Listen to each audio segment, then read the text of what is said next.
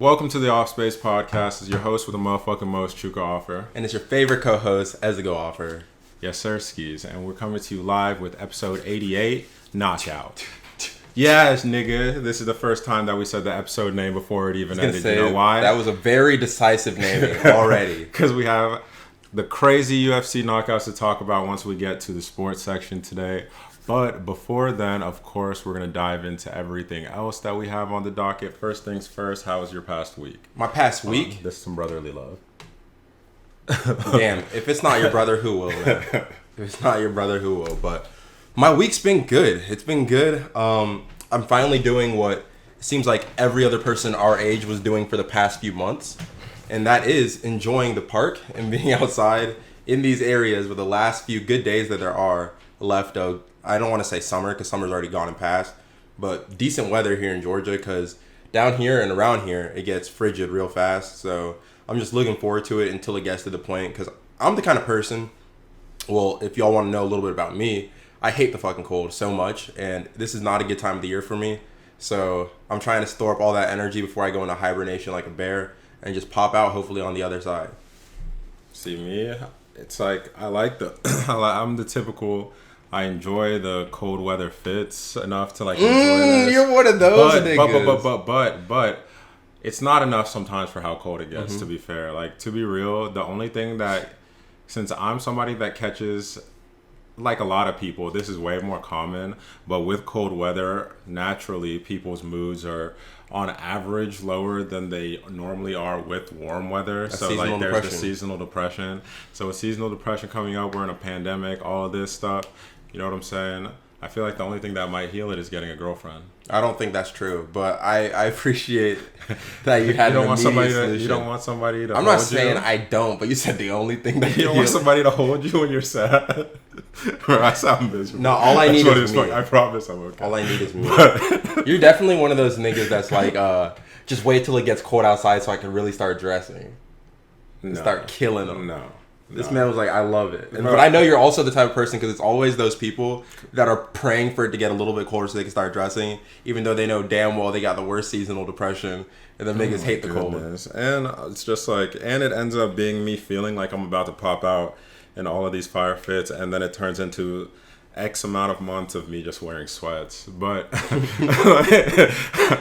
but I mean, just for me, as this week's been hectic, but a blessing for sure. Like, definitely figuring a lot of shit out. I came to a lot of good realizations. Like, I feel like I come to every single week at this point. It seems like we're in that enlightening time where you're learning a lot of stuff. But this one was more of a tangible realization, which was kind of being proud of and happy with myself for learning, you know, just minor. I'm not saying I'm the greatest, but it's a work in progress. But going out of my way to learn steps in Photoshop, learning video editing, learning a little bit of audio editing, just because I've always pegged myself as somebody that is just way too fucking ADD and impatient for that shit. Way too fucking ADD. But like you said, actually, when we had this discussion this week, once your desire is high enough, you know, past the annoyances, you know, like the little iffy annoyances, like it goes from a burden to something you want to do, even if it annoys you, because you know that's going to help your process. And that's just life when you're doing things that you don't necessarily want to do. And I know this is also just also an ode to, I guess, people who do have things like ADD and whatnot.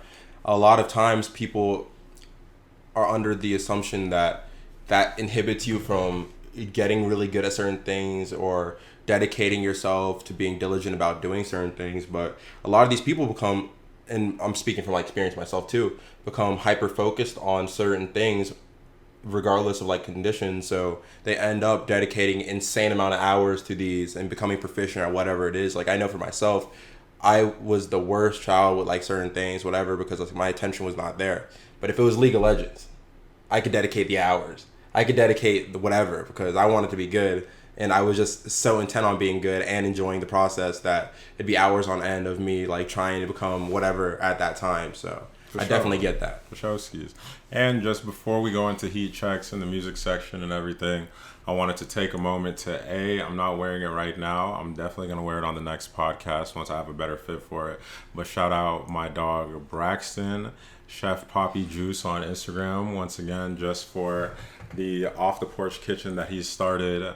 That's something that is so beautiful to me, just because it's somebody that, if you know him, and this isn't any shade at all, because I will go on record saying I've tried a lot of people's food that like sell plates, like all of that jazz, you know, chefs, because with the social media age, it's dope that you could start side hustles on like an Instagram or like a Twitter, and you can make your bread, so you don't always have to keep in the confines of the kitchen, right? And just like certain kitchens, certain restaurants, whatever.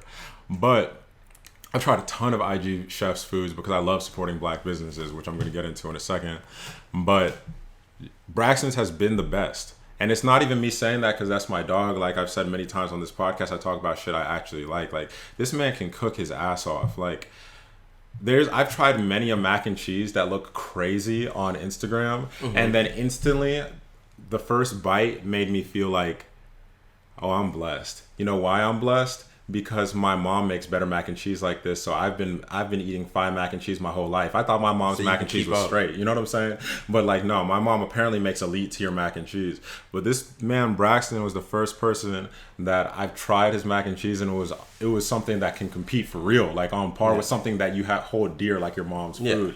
And that was his seafood mac and cheese. But I've tried plenty of other stuff he cooks. So once again, shouts out to Off the Porch Kitchen, and the apparel as well that he drops is really cool. Like, he drops really, really cool merch, and I try to keep up with it. I've worn the hat in a couple episodes, to be fair, and I just got another one. Yeah, people have, if you follow, I know this man on Insta or just watch the Offspace, you've seen the hats at some point, which are usually dope, because I know you usually rock nice hats. I don't know, ever since Tiller dropped his album or whatever, this man just became a whole changed person and all of a sudden got the same fit on. But, you know, I'm proud of you, and I know you're coming into your own, so. I hate this nigga, bro. I hate this nigga. How do we have a podcast? No, I'm joking. You know what, I'm excited? My dog, for real. But before we just finish like the black business part, I wanted to make sure. No, I'm gonna say before we can get on that, because like Braxton, knowing that he cooks food and everything, I want to see him.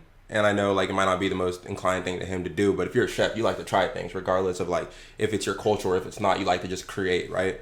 I've noticed a lot of people, especially in the area, becoming so much more obsessed, and help me with it, but like with those like birria tacos and whatnot. Oh yeah, the birria tacos. And like really diving on it, because I've been seeing hella friends going to like these different spots like in the last week and trying all these things. It'd be cool to see him try that, because I know there's just a lot of people who are wanting to eat that food right now. He makes fire Mexican food. So I bet he probably fuck it up. But moving on from Braxton to exactly the shirt I'm wearing right now. This is, once again, shouts out to my dog Ocho, part of La Familia, Peso Gang. All of them niggas is cool as fuck. Met a few of them yesterday. Like, really, really stand-up individuals. And this shirt, I didn't even ask his meaning or anything like that, truly. I just thought it looked cool. Just like a red shirt, says murders on it. But how much black empowerment and stuff like that they really push with their brand and their whole community that they're trying to build behind their movement. I honestly view it as, to me, and I'm not trying to get metaphorical, like lyrical miracle, blah, blah, blah, blah. But I just view it as, and I've used shit like this and shit like, I have a shirt that says my execution could be televised or whatever. That one's from Freddie Gibbs. It's just stuff like this is super empowering to me, because if society wants to look at us as murderers, I might as well put that bitch on my shirt. You know what I'm saying? That is what it is. And so it's just reclaiming, it's just taking that in for yourself, for me personally. Okay, yeah. So I just take my own meaning out of the shit. And so shouts out to Ocho once again, La Familia, Peso Gang, all of them. And moving right along into heat checks for the week. What have you been listening to this week? Just because I only have one album to talk about, so let's just talk about music a little bit. But what's been kind of your vibe this week, music wise, and then lead into your heat check? So for me, again, since I'm streaming a lot more, since I don't have much I'm doing like right now besides the shit that I'm actually working on and just trying to do stuff for myself. So a lot of what I'm doing, at least pleasure wise, is based around that as well. So since I've been streaming a lot of what I've been listening to is like playlists and a curated playlist, so that I don't have to do the work to already get it done. And you don't always want to listen to like an album straight down like a million times. Like I've done it, but kind of over listening to certain albums for the 100th time. You know, I had to give Joji a break. I had to give Tiller a break, and so I found 2 playlists on Spotify that I've been really enjoying. The alternative R&B playlist, which has a lot of good fucking music on it, especially for right now. Y'all should go check that out. I played it on stream, and a lot of people that were tuned in at the time said they really enjoyed it. So I think that's something that a lot of people might enjoy if that was just common consensus. This is Spotify, by the way. Yeah. Did I say Apple?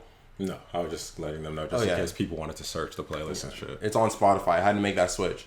And I also was listening to... Apple Gang. Also was listening to this playlist that was like road hits or like road music, but like the hip hop variation. And they branded it as like road music, but it just felt like a lot of older rap, like 2000s era rap, which was also a fucking vibe in itself. So always a vibe. That's been a lot of what I've been listening to besides like my actual heat check, which is On a Come Up by Lil Eazzyy. You could tell it's a young dude. I actually don't know too much about the guy himself, but just from how you spell his name. How he spells Onna, that's a 21 younger. For sure. And how he came in on the track. It's like everybody who's rapping, not everybody who's rapping, but he reminds me of like the NLE Choppa or like certain people who come on the track and they just don't give that shit a break. And they just immediately start spitting and just go until like the track's just begging them, relax, relax, relax. And yeah, it was really good music. I enjoyed it a lot. It got me kind of hyped. And, you know, yeah, that's what I've been listening to. Yes, sir. Yes, sir. And for me, just before I lead into this brief breakdown of the Reason album, which was his TDE debut album, he had I believe, mixtape full of old songs that came out either earlier this year or last year. This year been long as a bitch, so sorry if I'm starting to put this shit together with the other one. But that album we'll talk about in a second. I thought it was a really solid project, really good. But once again, like, I've come on here and I give TDE nothing but praise because these niggas don't let you put out music if it sucks. Like, they truly will just hold your shit captive until it's good. And so they want to bring out the best in all of their artists, and I think they did achieve that for Reason's debut. But for my heat check this week and just things that I've been listening to for the past week, to be real, and I don't know, have we spoke about Timeless already? I don't think so. To be real, like, my past week has been 70% Nip. Isn't that every week? For sure. I listen to Nipsey's easily my most played artist. Like, most often, like, kept up with artists. Like, other than when Lil Baby invaded for a while, but even then, Lil Baby stayed in rotation he's still in rotation. Ever since Lil Baby invaded? No. Nigga, you had a while listening to Da Baby too. No, we didn't forget. No, for sure. But I'm talking about like people that found a way to overplay Nip for a second for me. Because I listened to a shit ton of Da Baby, but on everything, I promise you. Like, bro, I don't know, man. I wish we had Cullen here because people can attest to that moment where you're listening to Da Baby. You swore he was like the next coming of Christ or some shit. Bro, this nigga won't let that go, bro. He won't leave me alone about me just missing. I get it, bro. I missed. I was wrong. You didn't miss. I missed, nigga. He was making great music at the time, but that nigga did not age. This shit did not change. But did you see the video? I wanted you to get into your stuff, but did you see the video where they were like, it was him rapping, you could tell, but they were like, before you open it, you already know how the song sounds. Oh, for sure. And once again, no disrespect to Dog. It's just sometimes people want a little bit of variety, and it's nothing to be cliche with it. It's just he kind of grew out of graces with me because exactly this is what is like a danger for me for how deeply I fall in love with artists sometimes. Like when I'm listening to like a slew of fire music, it's like the 2 or 3 tapes he had at that second that I was all in sounded relatively similar, don't get me wrong, but it was hard. You know what I'm saying? It was just hard the whole time. So I was ready, you know what I'm saying? Nigga ready to shoot up what? Bezos, FBI, whoever the fuck, sorry. But anyway. It was all a joke. It was all a joke, I promise. But anyway. I need to shoot up shots in the gym. Because I shoot up shots in the gym. Amen. Yes, sir, Ski. My nigga got me. Thank you. I got you, but it just changed tone a little bit for me. Like similar style, but just changed tone. And it wasn't really for me. But going into my heat check for the week, it's just I've been getting it inspires me every play, which is crazy for like the 1,000+ play of Victory Lap, the whole album all the way through.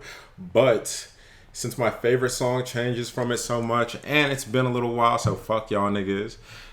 Last time that I checked, by Nipsey Hussle featuring YG, that's my heat check for this week. What? That's a solid heat check. I'm sorry. It's just, I feel like, obviously, no muddying that man's name, genuinely. It's just funny because you end up knowing, obviously, this is my brother, so a lot of these things don't necessarily surprise me. It's just, anything Nipsey has fallen into that cloth of New York artists and street niggas for just music that I know you will always rock with. Always. Without a doubt. Well, yeah, Nip is, I mean, very, very limited album side, obviously, because Victory Lap was his first album, which is poetic that he called it Victory Lap. You know what I'm saying? With everything that happened, R.I.P. to that man. But he has an extensive catalog, right? And I'm not weirded out to say, like, obviously, like, the way I'm talking about, dog, like, that's definitely one of my favorite rappers ever. Like, not just off of the fact that his character, what he stands for, and everything that made him like a role model and somebody that I looked up to, but just like off of just purely his catalog, I think he's top 10 all time, dead or alive. But that's me personally. I understand that I'm different from other people in views there. Yeah. But moving right along from Nips, from the heat check from Nipsey, R.I.P. to that man once again. Reason dropped his album New Beginnings, once again TDE first label debut. And it featured the likes of Schoolboy Q, Rhapsody, Alameda, Absol, Vince Staples, Isaiah Rashad, JID, and Mariba. I'm sorry if I mispronounced that because I've been saying Mariba the whole time I've known about this artist. And so I just hope that's been correct. Mariba? But Mariba? I want to go ahead and highlight a couple songs. One, I thought Pop Shit was super fire just because I'm a sucker for Schoolboy in terms of just like that. For the length of the time I've loved TDE, he's probably been my favorite TDE artist. It's changed a couple times, don't get me wrong. I think Zay was for a little while and Dot was for a second, but Schoolboy has been my most consistent favorite rapper out of TDE. And so I'm always happy to see him come on to tracks, especially when he comes hard onto tracks. Pause. But Rhapsody was a feature that I was super happy for, because of the sheer fact that A, she's going to be able to stand bar for bar with anybody. Like, she's somebody that just can really, really rap. But B, the subject matter of her verse, it's like, this woman's talking about, like, sex and, like, all of that kind of stuff, but in the most barred out way possible. Like, it's, like, still being herself, but, like, the subject matter, too. I just thought that was so cool. That was so cool to me. And, I mean, she's done it before, but I love the outlining of, yo, I promise you I can own my body, own my sexuality, and own fully being a woman, right? And still, any one of y'all niggas stand next to me. I could out-cypher circle you. We can go gutter hip-hop. We can do whatever you want. Yeah. And I just love that duality with Rhapsody. So I'm always excited to see her. But other than my biases with like Vince Staples, Zay, and JID, genuinely, I think my favorite song on this album is West Side featuring Mariba, because of how beautiful that one is. How beautiful. If y'all don't know, this woman has a plethora. I'm just going to go ahead and say something for me personally. The run that 2 Chainz was on when it came to features is how I feel when it comes to Mariba features right now. For sure. It genuinely feels like any song that she touches, it's out there. Do you see it? Out there. I can't. It's out of there. Oh, that's Mark McGuire's. They still got roids on that one. Oh, they still got roids on that one. It's gone.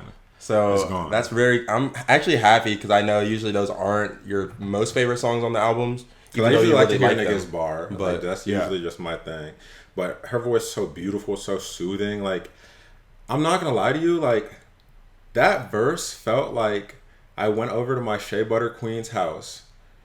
She just got a retwist, so fresh dreads, shiny, everything, right? Looking good. And she's just playing with my hair. We have a soft incense burning off into the distance. Good gas being rolled by somebody in another room because he can't fuck up our vibe, but we already know what we're about to get into. Wait. And that song's playing. You just got a nigga on standby rolling. Standby rolling, bro. Life gonna be swell. What's his purpose? I claim it. It is above me. What's his purpose? He has no purpose. He's paid by the hour, nigga. He presents the blunt, then he walks. He presents the blunt and leaves. All right, your time is up, buddy. Let me stay with my queen. Speaking of TDE, did you see how under the comments of a bunch of artists' posts and whatever on Twitter, a lot of niggas will be like, "Where's the album? Where's the album?" Did you see Katie essentially sent out one of those tweets, but looking for the J-Rock album? Yeah, he said, J-Rock, I know you're making music. I want to hear that. People get so fed up with TDE artists not dropping shit. Katie like, in the media space is music. hilarious because he has a burner account. You know what I'm saying? Katie is somebody that, hate it or love it, is so unapologetically himself at all times. And so, like, him being in the media space, him, like, always being close to hip-hop, very close to hip-hop, he's somebody that's been how he's been his whole career, right? And so... I was not surprised to hear rock coming from him. You know what I'm saying? Like, not everybody's screaming out the J-Rock, even though, once again, that's the pillar of TDE. And that his last album was so crazy. So crazy. Y'all niggas sleep. But the fact that that's who he called out just on Twitter to get the thing, that made my heart happy. I was just like, kind of upset. I was like, well, say fucking Isaiah Rashad, man. Let's put the pressure on that nigga. Let's get the album. We know at this point, it's above us. It's above me. Like, we can go back to it's above me when it comes to Zay's album. I want to say whatever he wants to drop, it's going to drop. I want to save this obviously for like sports section, but I do want to ask you something too, without diving too much on, so we can kind of move on to the rest of what we got to talk about.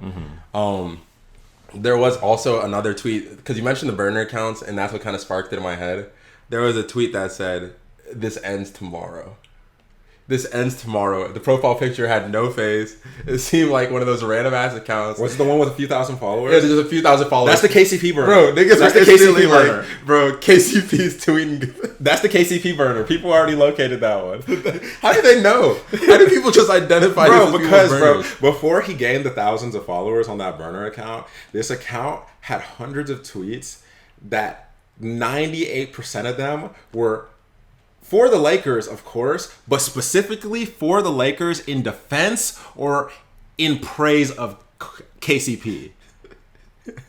I'm sorry, and this is no knock to that nigga because he's one of the only dogs left on that team. Apparently, he's shown up with big. The finals. He definitely deserves an apology. For sure, deserves an apology. So it's nothing to disrespect, but that is a clear sign of that's either one of your niggas or that's you. You know what that's I'm saying? Hilarious that they just instantly know whose burner accounts are what, and they've been calling it. Because who's the diehard KCP fan? You know what?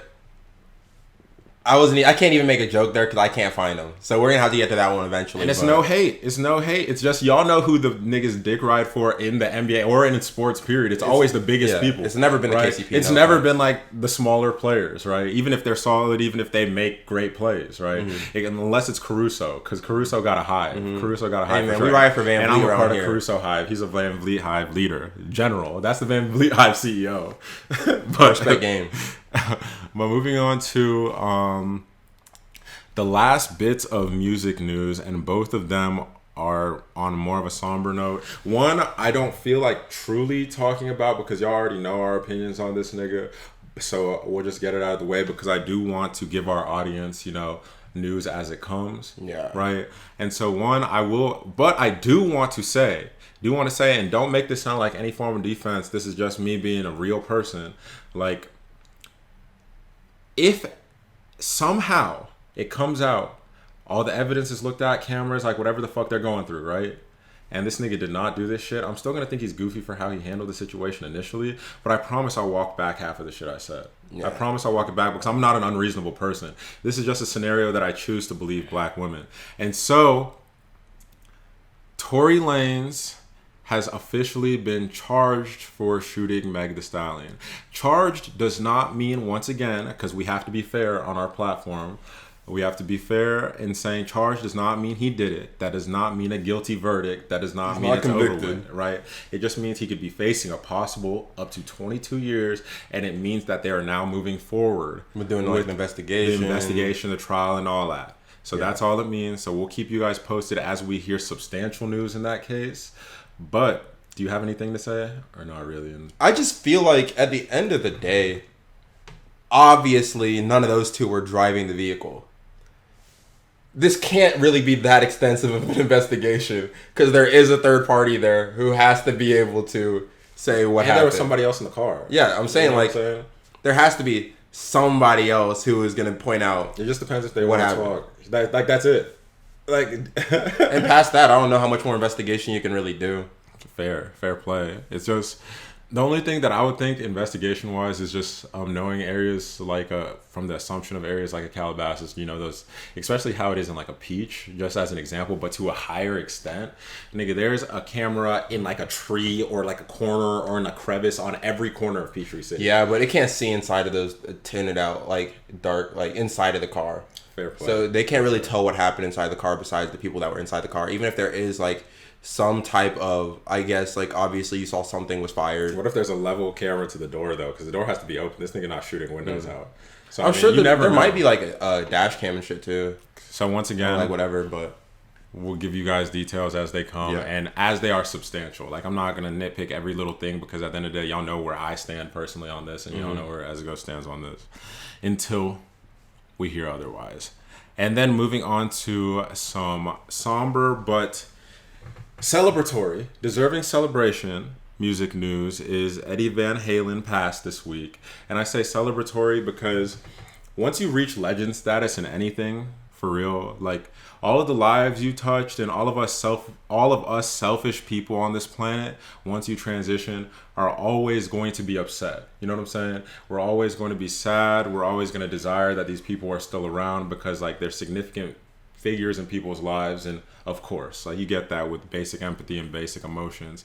But we could choose to use this moment to celebrate one of the biggest rock legends of all time, celebrate all of his achievements in music, period, and just celebrate the life that he lived and the lives that he touched. Again, like it's a testament because at the end of the day, I'm gonna be the first person to say that he definitely didn't make music for me. That was a different generation. And while I know obviously it's transcended generations to where I know people my age, usually of a certain demographic, who listen to like the music, Right, come on. let's call it what it is. Let's be honest. Certain people are more inclined to listen to it. I definitely have heard Van Halen songs though. Did I know it was like them? Did I know it was him? No, doubt it. But you've heard some. The name has transcended. So it's just like one of those things that's undeniable, and it is cool to see like a piece of history transition to that next step, because death is one of those things we all got to accept. It's coming for all of us. But it's cool because you get this never-ending cycle of legends being born, legends doing what they do, and then moving on and making room for like the new ones. So whoever he inspired of a younger musical age, or let's say people coming up our age, just seeing like the imprint of people that are in their 20s right now making music, and then saying who are their influences from all these like prior years, because it's not just the like 30-something-year-olds, 40-something-year-olds, 50. Like you have people obviously were finding inspiration from 50s, 60s, like older people, 70s, shit, people that are dead and gone, and it's cool seeing that like even essentially their lives live on in somebody else moving forward. Even then, exactly, to build on your point, because that's a perfect point, and that's a good point. I do want to speak on this for a second. It's that yes, it may not be a direct inspiration to a lot of young rock musicians, a lot of young guitarists, etc. And it may be, you never know. But one thing that legends do, because they do transcend generations like you're speaking of, it's funny to me because hip hop is the easiest example for me, because that's, our people, our culture, like most music genres, but we'll leave it for right now. But I love seeing the 30-something-year-old artist that's inspiring the teenagers and the 20-something-year-old artists. He drew inspiration from. It's funny because that 30-something-year-old artist is a direct derivative of, you know what I'm saying? Like these legends that we're speaking of, like an Eddie Van Halen, right? Like, because it all is a trickle down. Like you could always connect the dots, because people most of the time you don't jump into creative industries without something that inspired you, something. Yeah. Right? It may be a person, it may be a place, it may be a thing, right? And so it's always funny for me seeing shit like, yo, you know what I'm saying? Young Thug inspired this whole new generation, which Young Thug, y'all have heard me speak about. He definitely did. I thought this nigga was really, really Christ. Like, really, really. Like, this nigga could do no wrong to me. Oh my God, I love Young Thug. But it's funny. Him? Wheezy F, baby, and the F is for everything in the dictionary, because Wheezy will find a way to rhyme it. And there was someone who inspired Wheezy. And there was someone that inspired him, exactly. And so it's always, I love seeing shit like that. Like, truly love putting together dots like that and connecting it. So once again, R.I.P. to Eddie Van Halen. our condolences from the Offspace to his family and friends, people directly affected, and to the fans that are affected by this. And let's use this as an opportunity to celebrate life. Exactly. I do want to say, because I know I was someone who didn't realize it, but was extremely terrified of death. Mm-hmm. And something that me and you did at the top of the year helped me come to grips with that whole situation and kind of like just what that really means and shit. And because I always thought to myself, when I'm gone, who's going to tell my story? And whoever tells my story, how long is that story going to last? How long till I'm forgotten like everybody else? Because sure, you might say, I mean, I still know people from like the 20s and people from like 1800s that were like famous, or 17. But like, can you tell me someone from 1000 BC, like 1000 BC? Can you tell me 5 people off the top of your head from there? No, you can't.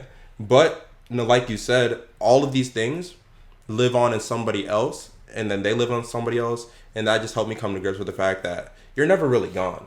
You live on forever. As long as you live life in a way that touches other human beings, right? And which is just living connection, man. Which is connection and living life in your purest way, because you will touch people living as 100% you as you can. Always, because there's people that touch me every single day that I see. You know what I'm saying? That could just be random niggas. It could just be random people, right? Yeah. That you just see them living beautifully themselves and just being 100% themselves. And that shit inspires me, like truly inspires me.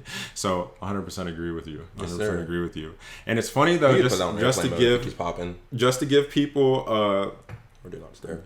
Just to give people a little bit of an anecdote, just because it's funny. I remember the exact moment that I realized that I was afraid of death. And I got over it within that year, but I didn't even know I had that fear till this moment, right? And it was because I would think of death and it would spook me a little bit, but it wasn't like a genuine like, oh my God, what the fuck? Nigga, until dog. And it's funny because I don't even know if you remember this shit, because I was trying so hard to hide it. And it was when I was being edgy, and I would like not sit next to y'all niggas sometimes in church when I used to go every single week, in high school and whatever.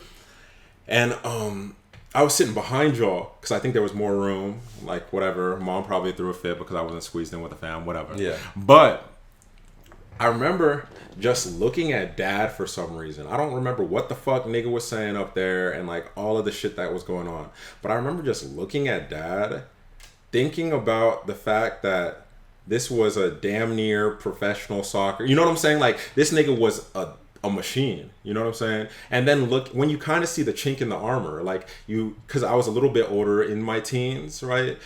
Where we were starting to see like, oh, he's aging, right? Yeah. Like for real.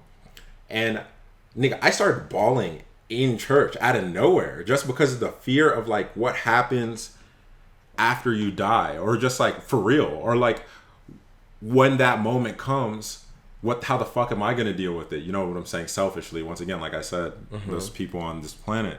But that was the first moment that it connected with me. It's funny though, because I was trying to be a tough guy too. Nigga just had tears going crazy in church. I'm looking around, like making sure nobody's staring at me. This sermon's really hitting him. Wiping all my eyes. They're like, buddy, it's gonna be okay. Jesus was crucified, but he comes again. I'm like, this nigga Dad, fish head ass. If he looks at me, bro, I know he's gonna crack jokes. He's gonna be like, what are you laughing at? Oh my goodness, it's sad because you can't even be having a touching moment. Dad, I was just thinking about what happens when you pass. He's like, get over it. So I hate you, bro. And then it's funny because I think within the next year and a half, maybe 2 years, I had one of my first, not like accidents, because that's something that we will talk about deeper on another episode. I can get into hours. I was about to say on another episode, just because one thing that people need to take credence in is like real PTSD from accidents, because that's real and that exists. But it's not like an accident near death experience, because I've been in a couple bad accidents, but it was like, it won't go into too many details on here, but it was the first time that I truly felt like my life could end right now. And I'm not gonna lie to you, it was one of the most horrifying experiences I've ever been a part of. But soon thereafter, I just came to peace with like my decisions, like what I'm doing on this planet. And I think that was the beginning of me starting to come into myself a little bit. It's been a long journey since I feel like I'm ding, ding, ding. I'm 26. I'm talking about teen years, and I just came into it. But Yeah, dog. Like, that's something that really fucks with everybody. I feel like to an extent. Like, I feel like niggas that just start off like, unless they're the wild niggas, bro. Because you know the niggas. I know I was one. No, because I feel like that's not even people who are like not afraid of death. Those are just people who are testing the limits of life, and for whatever reason. I wasn't even. You don't even know where I was about to go. I was about to say something weird.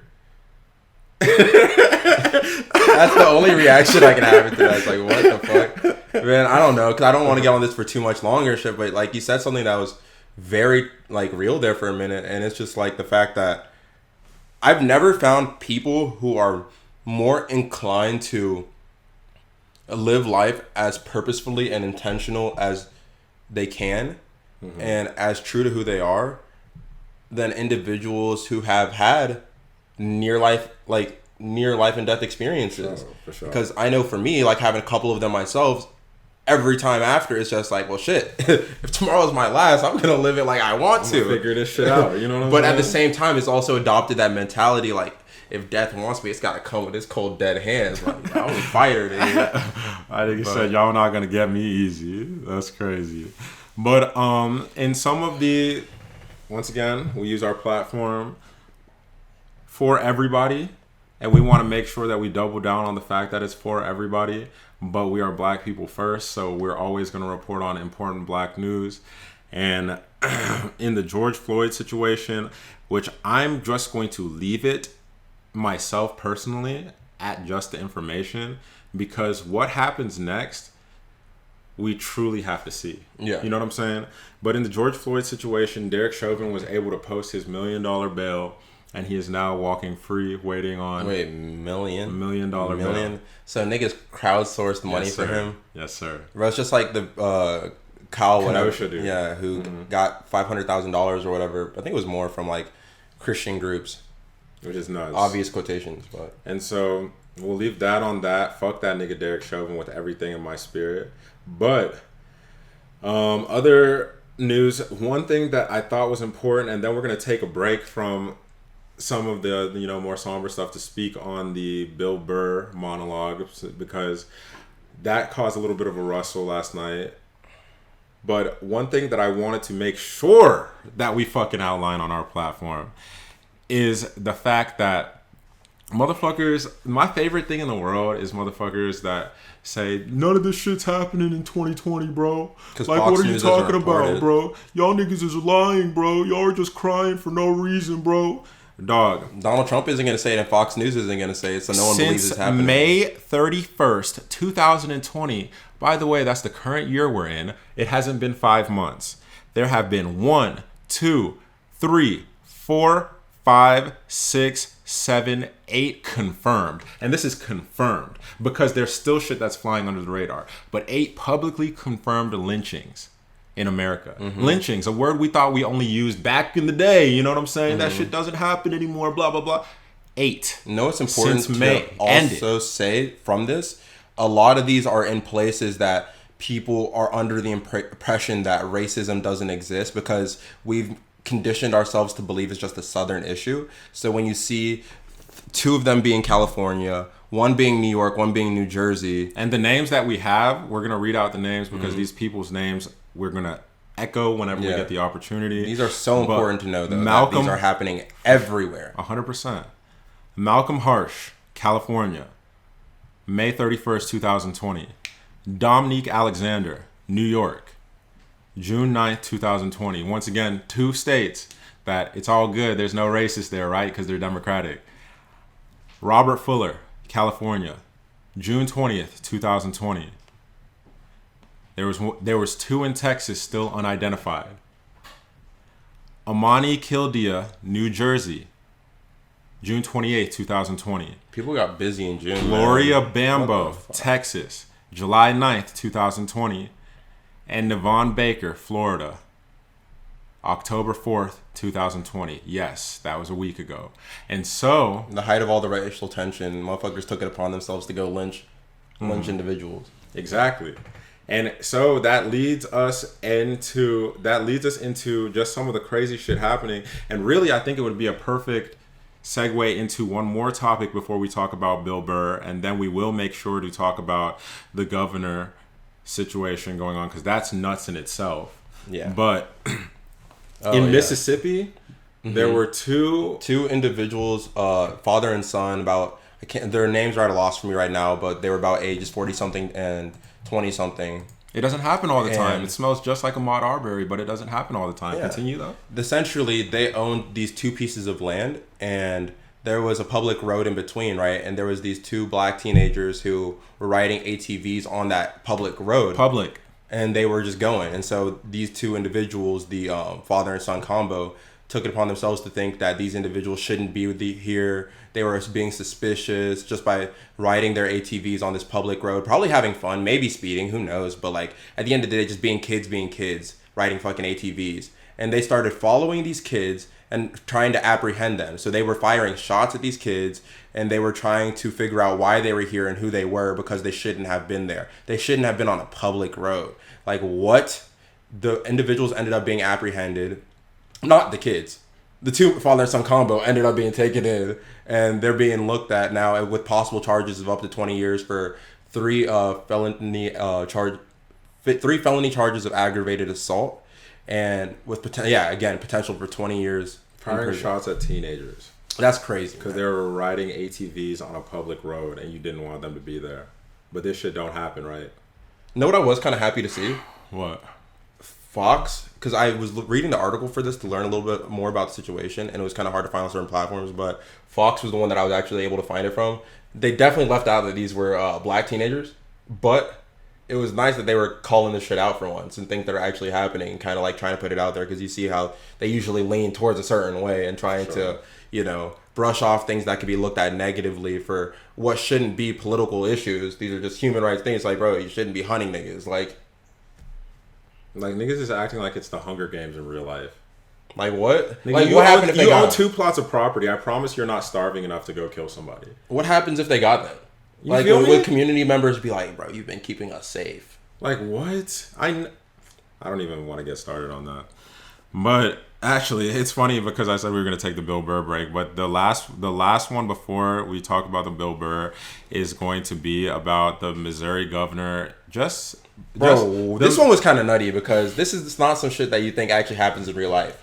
This feels like I'm reading a fiction novel, and I don't even know. It feels like you're looking at some dystopian society. They're not even trying to hide this shit anymore. That's the craziest part, because niggas were trying to get tricky with wording and trying to get tricky with this, trying to get tricky with that, and just like loophole their way into just continuing to be fucked. This is a situation they're not even trying to hide it anymore. The Missouri governor has already announced that he is going to pardon the white woman and white man, that during the protests in Missouri. I thought you said Michigan. Missouri. No, Missouri. During the protests, we're pointing the famous meme, the viral, the lady and the dude that were pointing guns at protesters, peaceful protesters, pointing loaded weapons at them like they were animals in some fucking pen. You know what I'm saying? And you were trying to tame them and make sure that they were doing your bidding. These are the kind of gun laws I need around this shit. Like, why? Why should people ever have the right and opportunity to do that shit? And you're getting pardoned for it? Like, that's just nasty behavior, man. That's racist tendencies. That's just you obviously taking a stance against certain things and trying to impose that will on others who are peacefully protesting. Exactly. That shit don't even make fucking real sense. You know what I'm saying? Yeah. When niggas are defending it, it was self-defense. They felt threatened. Niggas walked outside with weapons. If they felt threatened, go inside. Bro, if you felt threatened when you had there's a protest. Y'all don't have enough bullets to take all of them out. Yeah. Somebody's going to kill you. Like, sometimes, like, a lot of the times that these niggas bring up self-defense, I just wonder if this is why black people in real life don't get into as much, like, weird shit as white people get into. And the reason I use that example is because, I have friends that'll see, like, it'll be a haunted woods they'll hear about or something like that. And I'm talking about younger, right? Like, I hopefully don't have friends that still would do this stupid shit. And it'll be like 3 a.m. They'll be like, yo, guys, do y'all want to go explore in the woods? What the fuck do you think's about to happen out there? What the fuck is you looking for? But those are the same niggas that were pleading self-defense and shit like that are standing on their front lawn with weapons. You can't go inside. No, Turn the TV up. Put your headphones in. What was it? I remember there was a time as like a kid or some shit where I thought I heard somebody breaking into our house. And my ass is just like, well, I'm going to just stay quiet and try to go back to sleep. You feel me? It's got nothing to do with me. It's got nothing to do with me. And this nigga said as a kid, bro, of course, bro, because that's reality. Like, nowadays, the only difference is, bro, if you got a weapon, you're grabbing that shit and you're getting ready. Getting ready. At least in my house, I'm not going out looking for trouble. The fuck. I feel like this is how people describe black people to be. Going out looking for trouble. It's like, what's wrong with you? But when it comes to other individuals, you can't identify the same issues and things that you're trying to call out in like black people. It's like, come on now, be real. Bro, these niggas actually be looking for trouble. Bro, you know how many people have asked me to go explore abandoned buildings? Y'all don't watch scary movies? Nah, I'm telling you what it was though. No bullshit. You know what it was that they were thinking when they were going out and doing this? They were all white. No, niggas got done watching A Taken. They were trying to be on their Liam Neeson shit. And they were like, I wish a nigga would, for real. And they stepped out with the whole glizzies in hand and said they're just going to get looking for people. Like, think about that. It has to be. It has to be. That really, I wish a nigga would like Liam Neeson. I don't even need a reason. They're really, I don't even need a reason, really. Like, they're just looking for somebody to shoot. But, moving right along to the Bill Burr situation, which for me was... We might have to stay off the Bill Burr situation one more time. Because I want us to address everything that is kind of on a what the fuck is going on before we start getting into like this, switching moods. Because my heart can't take this up and down. You know what I'm saying? My mental can't take this. I was just trying to switch moods momentarily because we're going to jump into a little bit more positivity afterwards, and I don't want to just overload people with information because we're not like the shade room of social justice. Yo, niggas, pay attention. Like, we like to tell people what's going on, but I do want to make sure that we intertwine some other shit in there too. And so, once again, we'll talk about the trying to kidnap a governor plan in a second. But now, this is a shit out from the dystopian movie. But but the Bill Burr shit, huh? That shit just fucked. It was pretty funny. I'm not gonna lie. See, one thing is, and this we have to. No. Why do you have to? I'm not gonna qualify it in any way. I'm going to say unapologetically, I feel like it was fucking hilarious. But that's because the underlying tone of the whole thing was.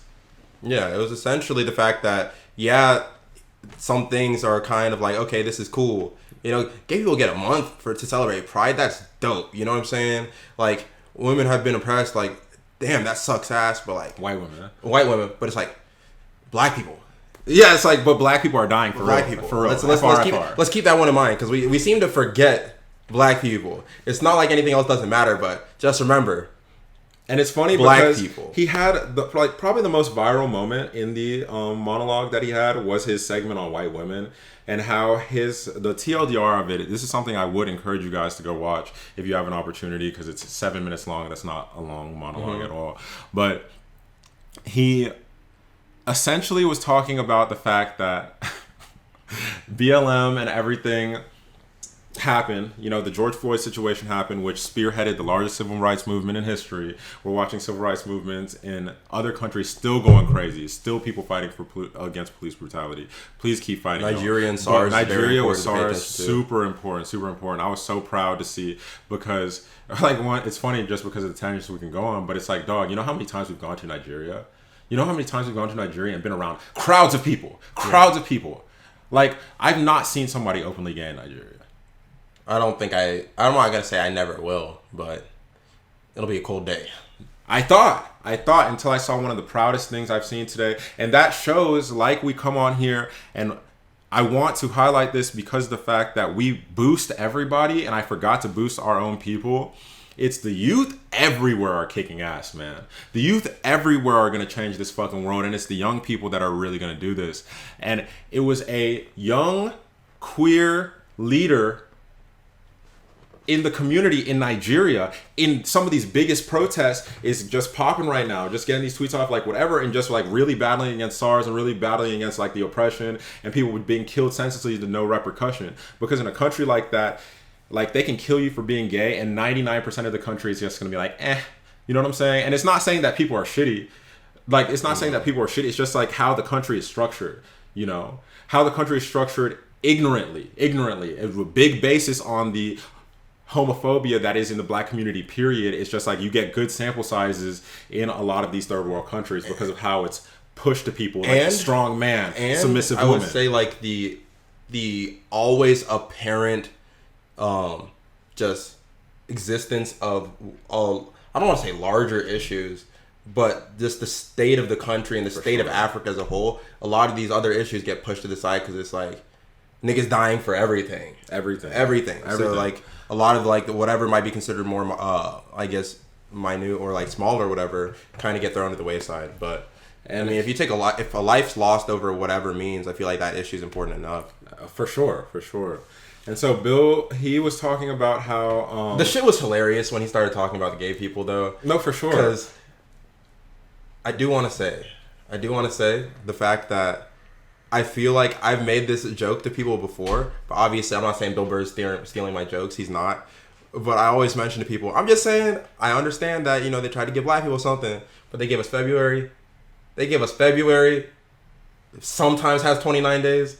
Mm-hmm. Sometimes. No, for sure. The shortest fucking month. Like, that was the whole part he went on to about the, like, gay side of it. Well, with Pride Month and everything, he was talking about the fact that he was basically alluding to the fact that, like, of course there's, like, gay black people, boom, boom, boom, whatever. But, not whatever to be dismissive, but just, like, whatever in this situation. But the main problem, is, like I've highlighted on this many a times, because of my black LGBTQIA members that are friends of mine, like, they talk about their gripes that go along with just, like, the celebration of Pride, because of the fact that Pride was built by the spearhead of black trans women in general, like the whole Pride movement. But when it comes to the celebration of Pride, like, it's almost been segregated. Like, not almost, it has been. Like, we are in a city like Atlanta, which is like a black mecca, and there's still regular Pride, and then there's what people call Black Pride, right? And so I think it was interesting the way he kind of alluded to all of these things and tying them into the fact that y'all get like a warm UV ray filled, sun kissed melon month, and then they give black people the shortest you go, like, cold, like, bullshit. But the main part that went viral that kind of just like peeved people a little bit, and it wasn't all people, it was mainly white women, was when he kind of went on the rant about how white women have stuck by, historically, all of the shittiest white men that have done all of this stuff, and that they kind of need to sit down right now and get the talking to that white men are getting. Obviously, he didn't say to extent or like whatever, rather than try to make moments about themselves, because you do see a lot of, and this goes into like a little bit of the discussion I have with like just the problem I have with extreme liberal moments, as much as I have the problem with extreme like conservative moments. It's when the victimization of everything, which has a place because of the plight that people are going through. Don't get me wrong. A lot of the times we get to a point where it's me, and we forget some of the issues that are more apparent in society, like niggas literally dying. Yeah. Right. And so I definitely appreciated his monologue, to be fair. Like, how did you feel about it in totality? Yeah, and I mean, obviously, like a lot of good I feel like most notable comedians, well, there are some that have their presence built off of jokes that are just, again, like just funny jokes, or like, or what the fuck stories, not really like too much like tying back to political matters and things like that. I do appreciate how there was the underlying tones for things like that, but just looking at it for what it was fucking hilarious. So I just thought that shit was cool. I'm happy to see him able to be in that position on Saturday Night Live, to even have that, because even what he was talking about at first with like the mask shit was fucking hilarious to me. It's like, you know what, more power to you. Don't wear a mask, but just like, take out your family members. Who gives a fuck? If you want to kill your grandparents, I mean, go ahead. I guess less people reproducing in that community that just doesn't believe in science. But no, that shit was just hilarious to me. Jesus Christ. And then I'll definitely let you, just because you at least read a little bit more, it seemed like, take the lead on the governor situation. Yeah. So there was a slew of fucking names in this that I'm not going to be able to recount right now, but essentially the governor of Michigan, there was a plot against her to to have her kidnapped and to essentially Kidnap a governor. Use that to incite violence and start a civil war and just essentially turn the tide of what's going on and get people like really up and at it and start like an actual movement towards hate and aggression. So that was obviously stopped. The individuals who were, planning it all are being charged right now. I think there was 13 people who are facing charges currently. These niggas created a Justice League of kidnap? Nigga, there was 13 people who were charged, but apparently the plan was to get like 200 people to storm the shit to like get her. They had a Marvel universe. They had, bro, it was gonna be like that fight scene in what was it, in Infinity War or whatever, or Endgame, where niggas were just running up trying to get at it, trying to get busy. Like that's really what was going on. Niggas are calling us tinfoil theorists. The worst part was that there was Marine Corps members like involved with it, ex-Marines who you would think niggas like that with the skill set that they have would be able to pull it off though. And they got caught. I'm not gonna lie, that looks like clown behavior to me. I don't know what Marines are thinking right now, but I'd be disgusted by these niggas just off the strength of that alone. But I'd be like, that's fucked up, but you got caught there? You're a Marine, nigga? you're supposed to see it through. You're one of us. But that shit was, all jokes aside, it's like what the fuck kind of moment. So all these people obviously planning this. Thank God the governor wasn't actually kidnapped. If that happened, I'm sure we would see some crazy shit going on right now. And these are the kind of moments I'm talking like my mom and my dad. And I love this country so much, genuinely. And I want to be at the side of people who make sure that we continue to steer it into the right direction, from where we're at right now, especially with everything kind of being brought to the forefront of issues during this pandemic. But as we get closer and closer to election time, I feel like I just tell people to keep their eyes open because we're going to start seeing a lot more weird shit happen. That's going to be like, even if the election, no matter who wins or who loses, I feel like there's going to be a turn of the state of America.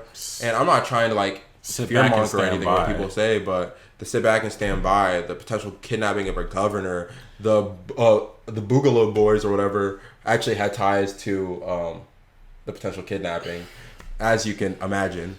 But it's just like, keep your eyes open for this weird shit happening and stay safe for you and your family members and just plan for things because obviously no one wants weird shit to happen, but you got to be ready for it if it does. And I want to give a big up to Eazzyy, 100% right here, because that nigga just handled that flawlessly, gave everybody good information, talked about the situation going on. Like, that's my nigga for real. But the thing that blows my mind, and I know we talked about it prior, was that you were able to make it through that whole section with a relatively straight face, because nigga, I feel like we are living in a fairy tale. I feel like nigga said if you kidnapping a governor. If you were to tell me to detail that story in April, in March, I would have been like, yo, what the fuck? Now just 2020's been kicking our ass, bro. It's just welcome to the next story, my man. I don't know. Like, what's next? Kim Jong-un's gonna pop up in Georgia talking about, I was here the whole time, bitch. What's up, Kemp? What's good? I expect to see a celebrity death match between those two at some point. That's how 2020 feels like it's going. Oh my God. Jesus. But that's about it for the things that we had to report for today. We have nigga said report like we're investigative reporters. I'm not. You not a sleuth? My nigga, I try and stay informed like the rest of everybody else, but y'all call me out on what I'm fucking up. I'm not gonna claim to be a reporter because as soon as I do, y'all are gonna eat me alive. Yeah, I'm not a reporter. Trust me. All I do is report the streets. You feel me? But the streets need her. That guy stinks. I suck. That was horrible. But anyways, y'all, my co-host is tweaking. Nah, he's tweaking. I need more sleep. But in this hand, we have Aaron Rodgers talking that talk. In this hand, we have UFC Island. I want you to grab a hand. It's UFC Island, baby. All right, so we're going to start it off with UFC Island. I love how you tried to just roll that into something. For surely. So I got no clue. The show keeps going. So we have two extreme things that happened in UFC. One that is being considered, and Eazzyy is more of a UFC guy than I am, so we can have you give like the emotion behind it. But one is being considered the greatest knockout in UFC history by Joaquin Buckley. And then there was another very smooth, I think it was very smooth, so it's notable and worth talking about, knockout by Corey Sandhagen. Dude, the shit with Buckley was just like, what the hell was I watching? Because again, I didn't see these fights. I saw the highlights like everybody else for this one. I was a little bit more on standby again, just like deep into my streaming shit. But when I saw it, I was like, this is crazy.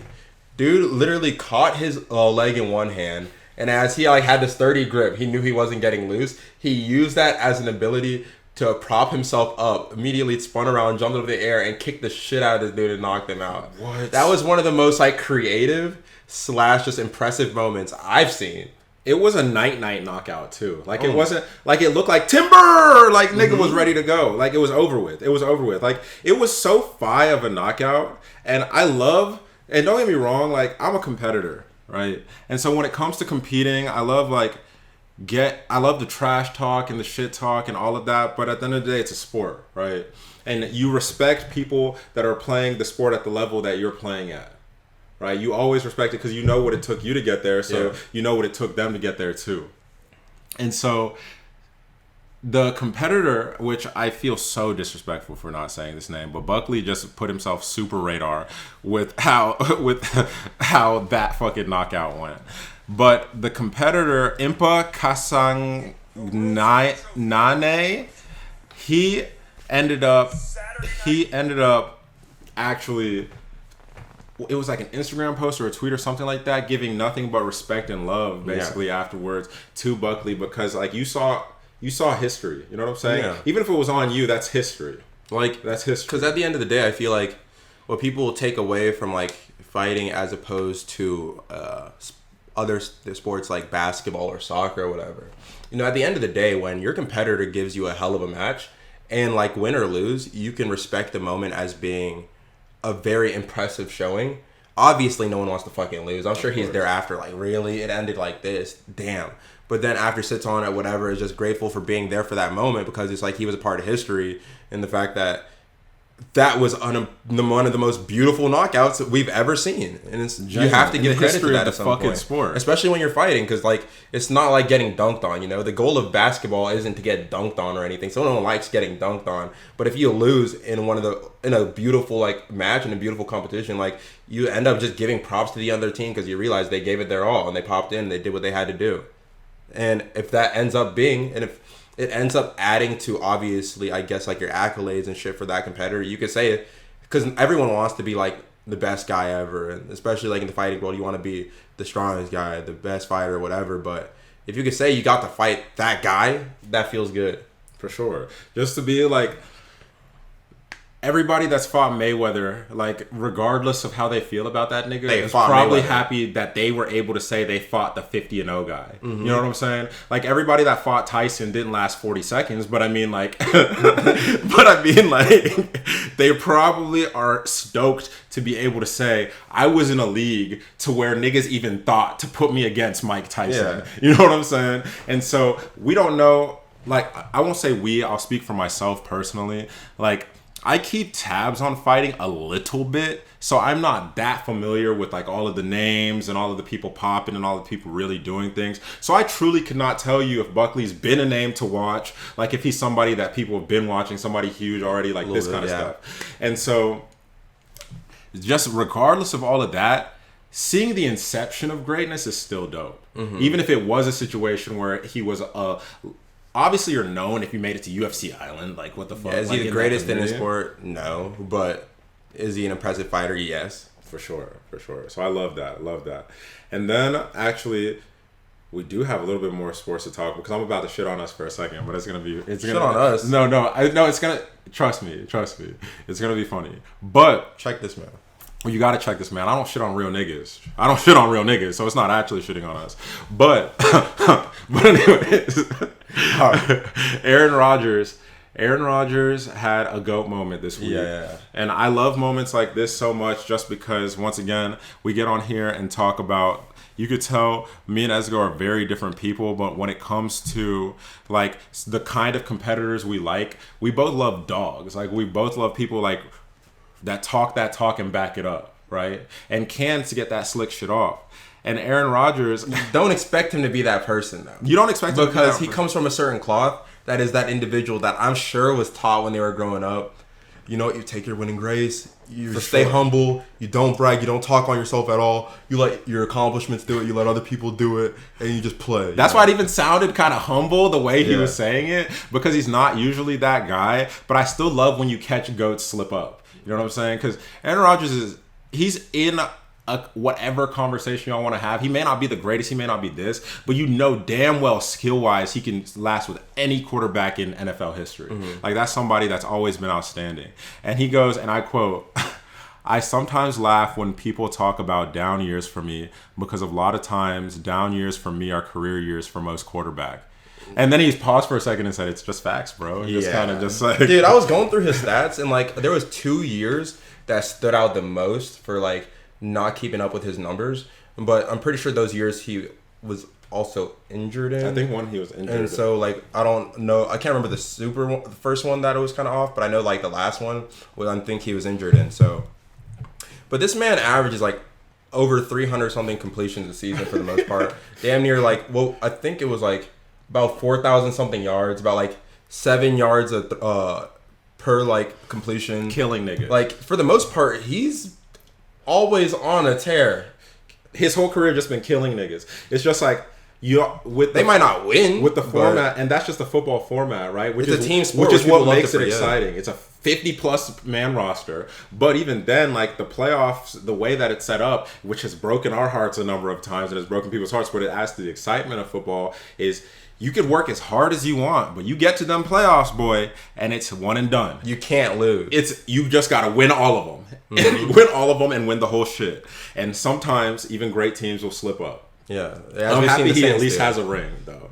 At least he has a ring. At least Breeze has a ring. They may have had slip-up years in the playoffs, like many a times, like whatever, on years that they've had tears. But I love people that are in that GOAT combo that at least have a ring, because we'd be so sad seeing certain people, like we were talking about, like the Chris Paul may not get one, and certain people that we know are dogs, like ace competitors, that may not end up getting a ring in their careers. Yeah, because I feel like certain people, just from like the caliber, like athlete and talent that they are, as much as like they want it, are always do theirs. But you've seen time and time again that's not really the case.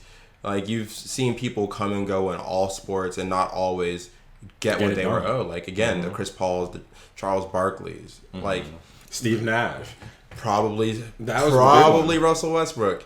You know what I'm saying? Russell Westbrook for triple-double MVP. You know what I'm saying? Like sometimes great players just don't get it done because it is a team game at the end of the day. But speaking of a team game, this is what I was going to talk about.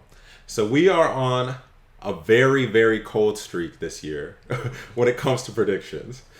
The Lakers game is in an hour and a half from when we're recording this. So I'm putting us on the hot spot so that when this gets released tomorrow, we can get laughed at. Whatever, bro. We've built thick skin. I'm ready to ride by what I believe. Nigga, we're always ready to stand on what we believe. But the moment that I got the thickest skin of just wrong predictions this year was all the shit I was talking to niggas about what the Pelicans was going to do in the bubble. That humbled me. First off, as soon as that went down, I'm not going to lie. Anything someone said to me about my predictions after, I say, so what, nigga? I've been wrong.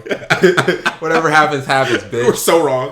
We told niggas that Lonzo was going to average 20 in there. No, dude. I said, first off, too, I think I got every prediction in the East wrong. I think I got every single game prediction in the East wrong this year. So that's whatever. The West didn't pan out like anybody thought it would, too. For the most part, but the Lakers are in the finals like everyone thought would happen. The Clippers were the only one that we thought would give them a run for their money, but the Clippers, sayonara, nigga, they've been out of here. Sayonara suckers at that point. And so, what is your prediction for tonight's game? My prediction is that the Lakers wrap it up. Braun has a 30-point triple-double. AD goes for 25 plus, double-double rebounds, and the rest of the team shows up in dramatic fashion. And they supplement the rest of like the 50 or 60 points that are going to be scored. And then I'm going to give my prediction, and then I'm going to ask you another question involving basketball, of course. My prediction is that the Lakers are going to wrap it up as well. I agree with most of your sentiments, to be honest, because, like, don't get me wrong, like, this Heat team is playing beautifully. Like, they're playing outstanding team basketball, but we have to think about a lot of the plot holes that are a part of the Heat story right now. And some of them, at least when we look at statistics, right? Like there were 4 or 5 players on the Lakers that were playing like not just bad, but like playoff bads for them last game. You know what I'm saying? And then on top of that, the Heat played magically. Like, this nigga a shooter. Duncan Robinson a fucking shooter. Yeah, a shooter. Can he but do it that? Still came down to the last shot. Yeah. You feel me? And they played outstanding. Can Duncan Robinson have that performance again That's today? what I'm saying. It's like they played outstanding and it came down to the last shot. And so my question to you is, I have two. One, we know how the law of momentum works when it comes to sports, right? Especially when you've given up a lead and then lose a game 6. A lot of the times you end up losing because of how momentum goes. And so that would be the only position that I believe the Heat will win. If it goes to 7, I do call the Heat myself personally, even though I do want to see Braun get one. But once again, we love dogs. We've seen how Jimmy's been playing. And just like you said, the underdog story, I can't be mad at that Miami Heat team winning. If they won it all, I don't think anyone would be. They've earned it. They've earned their spot in this finals. They can never make another playoffs. They can never, you feel me? Whatever. If they won the finals this year. And the crazy thing is they could still add a big piece this summer. Well, not summer anymore because of how it's shifted, but this fall, I guess. But like, my question is, after last game, do you think Braun gave a parental ass whooping to Morris and Green? I'll say this. I don't want to see the cameras in that locker room. I definitely don't. I don't want to see the cameras in the bubble hotel. Because what happens when there's $1 billion on that elevator? I don't. Bro, I'm gonna tell you something right now. Shit, I hope it wasn't Braun. I hope it was KCP. I hope KCP popped out afterwards and just grabbed those niggas and slapped them up, bro. Because I've never seen such a bad display of finishing in my life. Like, the shit I saw at the end of that game was almost like a few of y'all niggas did not deserve to be here. If Braun didn't have the ball in his hands for the last 5 or 6 minutes of the game, it looked like we were watching Hooping at the Y. 3 niggas wanted it. 3 people wanted it on the Lakers. Everybody on the Heat did. 3 niggas on the Lakers wanted it in that fourth quarter. Braun, KCP, and AD. And AD was injured, unfortunately. Everybody else didn't want it. The fact that AD even gave any type of performance for what he could to end it, because I know Braun wanted the ball in his hand for most of that was impressive.